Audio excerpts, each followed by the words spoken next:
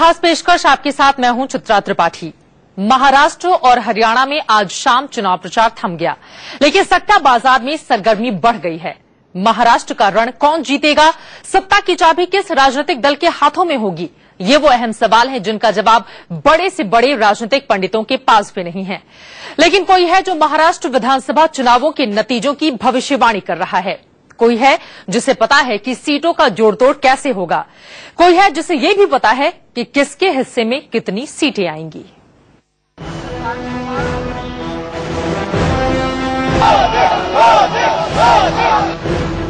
महाराष्ट्र का अगला मुख्यमंत्री कौन?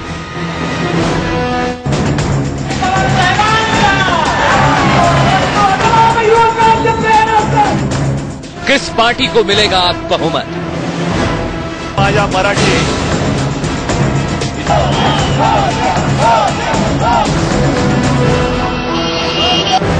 बीजेपी या कांग्रेस?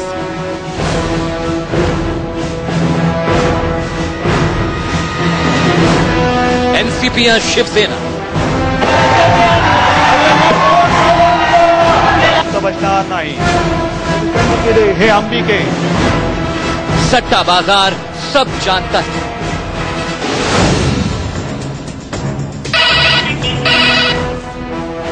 हर पार्टी का रेट फिक्स है।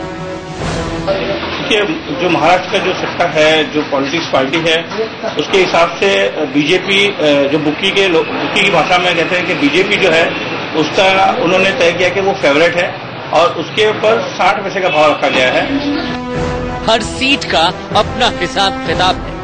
जो शिवसेना पार्टी है उसके ऊपर 80 पैसे का भाव तय किया गया है। क्या कहता है महाराष्ट्र का सट्टा बाजार?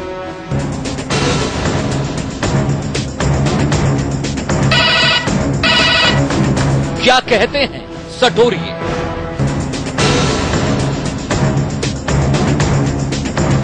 सट्टा बाजार का सबसे बड़ा खुलासा। और कांग्रेस और एनसीपी का 1 रुपए का भाव रखा हुआ है। सट्टा बाजार में मोदी सरकार।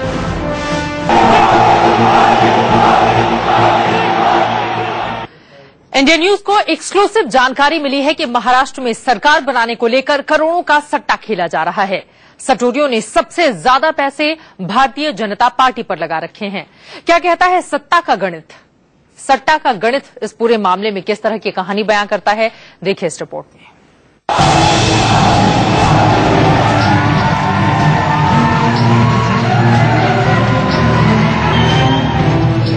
15 अक्टूबर को महाराष्ट्र की 288 विधानसभा सीटों पर वोटिंग होगी और 19 अक्टूबर को महाराष्ट्र की किस्मत का फैसला। लेकिन सरकार चाहे जिसकी भी बने, जिसको चाहे जितनी सीटें मिले, सट्टा बाजार को फायदा होना तय है। इंडिया न्यूज पर हम आज मुंबई सट्टा बाजार पर सबसे बड़ा खुलासा करने जा रहे हैं। यहाँ पर गुजराती और बड़े पैमाने पर व्यापारी लोग हैं। इनका मानना है कि बीजेपी एक बड़ी पार्टी है। शिवसेना 80 पैसा और कांग्रेस और एनसीपी का 1 रुपए का भाव रखा हुआ है कि हमारे आंकड़े के हिसाब से बीजेपी की जो सीट्स है वो 129 से 133 के बीच में आएंगी। महाराष्ट्र चुनावों को लेकर मुंबई सट्टा बाजार में करोड़ों का सट्टा लगा हुआ है। दाव हर एक सीट पे लगा है। सट्टा हर पार्टी का खेला जा रहा है। यही नहीं, किसके साथ किसका गठबंधन होगा, इसे भी लेकर जमकर पैसा लगा है सट्टा बाजार में। किस पार्टी पर कितना सट्टा लगा है, पहले ये जानिए। बीजेपी 60 पैसा और 129 से 133 सीटों की उम्मीद। शिवसेना 80 पैसा, 55 से 60 सीटें। कांग्रेस 1 रुपया 30 से 32 सीटें। एनसीपी 1 रुपया 35 से 40 सीटें। एमएनएस 5 रुपया 8 से 10 सीटें। जो महाराष्ट्र का जो सट्टा है, जो पॉलिटिक्स पार्टी है, उसके हिसाब से बीजेपी जो बुक्की की भाषा में कहते हैं कि बीजेपी जो है उसका उन्होंने तय किया कि वो फेवरेट है और उसके ऊपर 60 पैसे का भाव रखा गया है। जो शिवसेना पार्टी है उसके ऊपर 80 पैसे का भाव तय किया गया है, क्योंकि यहाँ पर गुजराती और बड़े पैमाने पर व्यापारी लोग हैं। इनका मानना है कि बीजेपी एक बड़ी पार्टी है और उसका जो मोदी की जो क्रेज है, जो मोदी के हिसाब से लोग मार्केटिंग हुई है, उसके हिसाब से लोग बीजेपी पे ज्यादा पैसा लगा सकते हैं, इसलिए उनका भाव 60 पैसा रखा है। शिवसेना 80 पैसा और कांग्रेस और एनसीपी का 1 रुपये का भाव रखा हुआ है। किस पार्टी का क्या रेट होगा, सटोरियों ने इसके लिए भी खास फॉर्मूला बनाया है। आइए इसे ग्राफिक के जरिए समझते हैं। जिस पार्टी की सबसे ज्यादा जीतने की उम्मीद होगी उसके खिलाफ सबसे कम रेट, जिस पार्टी की सबसे कम उम्मीद उस पर सबसे ज्यादा बोली। इंडिया न्यूज के कैमरे पर सटोरिये ने कई हैरान कर देने वाले खुलासे किए हैं। इंडिया न्यूज के कैमरे पर सटोरिये ने कई हैरान कर देने वाले खुलासे किए हैं। सटोरिये के मुताबिक सट्टा लगाने से पहले 15 से 20 बड़े सटोरिये मिलते हैं। सभी सटोरिये अपने अपने राज्यों में पार्टियों का भाव फिक्स करते हैं। जो पार्टी सबसे मजबूत होती है उस पर सबसे कम भाव, जो पार्टी सबसे कमजोर होती है उसका सबसे ज्यादा भाव। कौन गठबंधन से सरकार बनाएगा इस पर भी सट्टा लगा है। सटोरियों को लगता है कि बीजेपी शिवसेना मिलकर सरकार बनाएगी। हमारे आंकड़े के हिसाब से बीजेपी की जो सीट्स है वो 129 से 133 के बीच में आएंगी। जो शिवसेना की जो सीट्स हैं वो 55 से 60 के बीच में आएगी और जो कांग्रेस है उसका लगभग 30 से 32, एनसीपी है वो 35 से 40 के बीच में और जो मनसे हैं उनकी 8 से 10 के बीच में सीट्स आने की संभावना है। सट्टा बाजार गर्म है और सटोरिये एक्टिव, लेकिन हैरान करने वाली बात तो यह है कि महाराष्ट्र पुलिस को इसकी कोई जानकारी नहीं, या फिर यूं कहें कि जानकारी है भी तो जानना नहीं चाहती। सत्य प्रकाश के साथ राजेश कुमार, इंडिया न्यूज, मुंबई। सटोरियों का गणित भले ही कुछ कहता हो, लेकिन महाराष्ट्र में हर पल नए सियासी हालात बनते बिगड़ते दिखाई दे रहे हैं। चुनाव प्रचार के दौरान पीएम मोदी पर जमकर बरसने वाले राज ठाकरे ने आज यू टर्न ले लिया। राज ठाकरे ने कहा, मोदी देश की आखिरी उम्मीद है, लेकिन उनका गुजरात प्रेम ठीक नहीं।